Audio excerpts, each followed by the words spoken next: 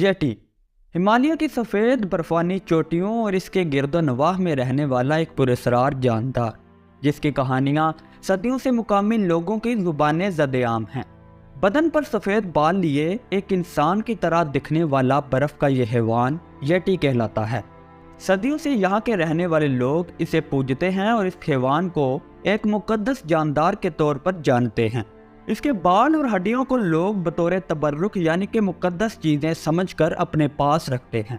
ये काम लोग सदियों से करते आ रहे हैं, लेकिन दिलचस्पी और हैरानगी की बात यह है कि जिस येटी की ये लोग इतनी पूजा करते हैं और इसे मुकद्दस जानदार के तौर पर मानते हैं, आज तक उसके इस दुनिया में होने के कोई ठोस सबूत नहीं मिल पाए।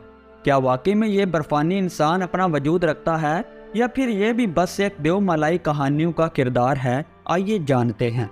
वजी फैक्ट्स के मुअज़्ज़ज़ दोस्तों, खुशामदीद। ये बात है 29 अप्रैल 2019 की, जब इंडियन आर्मी ने एक ऐसा ट्वीट किया कि लोगों के होश उड़ गए। आर्मी का कहना था कि इनकी कोहे पेमाई टीम ने मैकालो बेस कैंप के पास बड़े बड़े कदमों के निशान देखे हैं। आर्मी के लोगों ने इन कदमों के निशानात का बगौर जायजा लिया और इन तस्वीर को अपने कैमरों में महफूज कर लिया। आर्मी के लोगों ने यह दावा किया कि हो ना हो ये निशानात उसी पुरस्कार बर्फानी हैवान यानी कि येटी के हैं। इस ट्वीट के बाद कई लोगों ने इस दावे को झूठा करार दिया। कुछ लोग आर्मी के इस काम की तारीफ कर रहे थे, जबकि कुछ ऐसे भी थे जो ये बात कहकर मजाक उड़ा रहे थे कि आर्मी का अकाउंट किसी ने हैक कर लिया है। इस वाक़े की कुछ अरसा बाद ये मामला काफ़ी ठंडा पड़ गया, लेकिन येटी के मुतल्लिक कहानियाँ फिर से लोगों की ज़ुबानों पर ज़द-ए-आम हो गई। येटी के मुतल्लिक लोगों में पाए जाने वाले अजीबोगरीब किस्से सदियों से पुराने हैं, लेकिन 1921 में कुछ ऐसा हुआ कि ये किस्से मुकामी लोगों के अलावा दूर दराज के इलाकों में भी फैल गए। वाक़या कुछ यूँ है कि 1921 में चार्ल्स होवर्ड अपनी टीम के साथ माउंट एवरेस्ट को सर करने की कोशिश कर रहे थे। इन लोगों ने एक जगह आराम के लिए कैंप लगाए कि अचानक बुलंद चोटियों पर इन्हें बहुत बड़े बड़े साए दिखाई दिए। चार्ल्स और इसकी टीम ने तकरीबन 5000 फीट बुलंदी पर जाकर देखा तो वो हैरानगी में मुब्तला हो गए। इनके सामने बड़े बड़े देवकामत कदमों के निशानात थे, जो किसी इंसान या फिर किसी आम जानवर के तो हरगिज मालूम नहीं होते थे।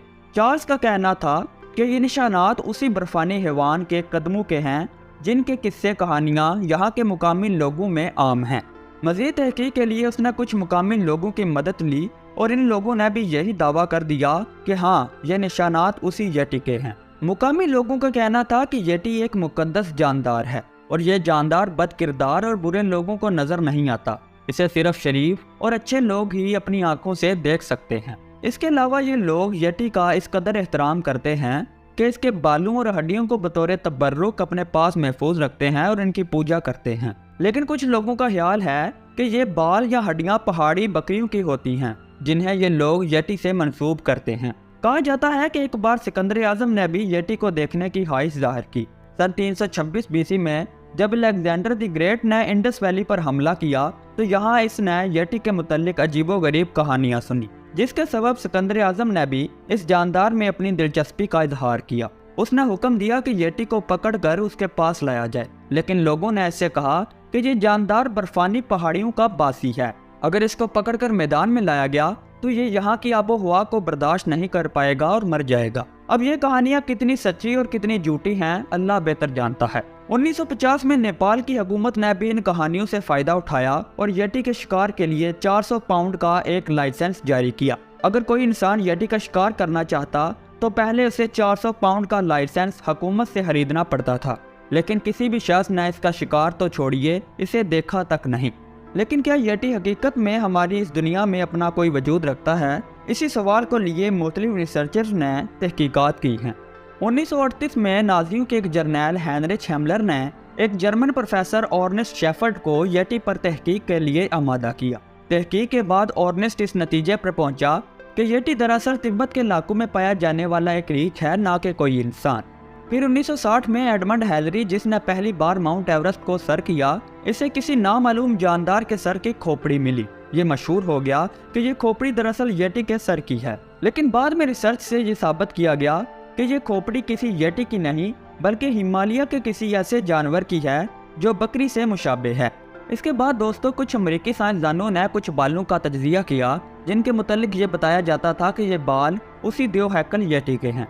तजज़िया करने के बाद साइंसदान इस नतीजे पर पहुंचे कि ये बाल दरअसल हिमालय की पहाड़ियों में रहने वाली किसी बकरी से ताल्लुक़ रखते हैं। ऑक्सफोर्ड यूनिवर्सिटी के professor of genetics professor cycas ने इन बालों का तजज़िया किया और कहा कि ये बाल दरअसल किसी बूरे रीछ की कदीम नस्ल से ताल्लुक़ रखते हैं। मजीद उनका कहना था कि लोगों में येटी के मुतल्लिक गलत फहमियाँ इसलिए पैदा हुई कि ये जानवर बर्फानी रीछ और बुरे रीछ की नस्ल से ताल्लुक़ रखता है और बाज़ औक़ात पिछली 2 टांगों पर खड़ा हो जाता है। ये भी बताया गया कि इसके अंदर दोनों किस्म के रीछों की खसूसियात मौजूद हैं। प्रोफेसर साइकस ने 2 नामालूम जानवरों के DNA के नमूनों का टेस्ट किया। इनमें से एक का ताल्लुक लद्दाख और दूसरे का ताल्लुक भूटान से था। जब इन जानदारों के DNA को दूसरे जानदारों से मिलाया गया तो मालूम हुआ कि इनमें से एक नमूना नॉर्वे से मिलने वाले एक रीछ के जबड़े की हड्डी के DNA से 100% मिलता है। इनकी उम्र 40,000 साल से 1,20,000 साल के दरमियान थी। ये वो ज़माना था जब बुरे रीछ बर्फानी रीछ से अलग हो रहे थे। साइकस का कहना था कि हम ये नहीं कह सकते कि बर्फानी रीछ हिमालय का जानवर है। अलबत्ता हिमालय में मौजूद बुरा रीछ हो सकता है कि बर्फानी रीछ की नस्ल से ही ताल्लुक़ रखता हो। यूँ कई तहकीकात के बाद भी इस राज से पर्दा नहीं उठ सका कि आया येटी वाकई में इस दुनिया में मौजूद है या नहीं। येटी के किस्से कहानियाँ सिर्फ हिमालय में ही नहीं बल्कि पूरी दुनिया में आम हैं। अलबत्ता इसके वजूद का दावा कोई भी अभी तक साबित नहीं कर सका। दोस्तों, क्या वाकई में येटी इस दुनिया में वजूद रखता है या नहीं? कमेंट सेक्शन में अपनी राय का इजहार ज़रूर फरमाइएगा। आज के लिए बस इतना ही। मिलते हैं नेक्स्ट वीडियो में। अपना ख्याल रखिएगा। अल्लाह हाफ़िज़।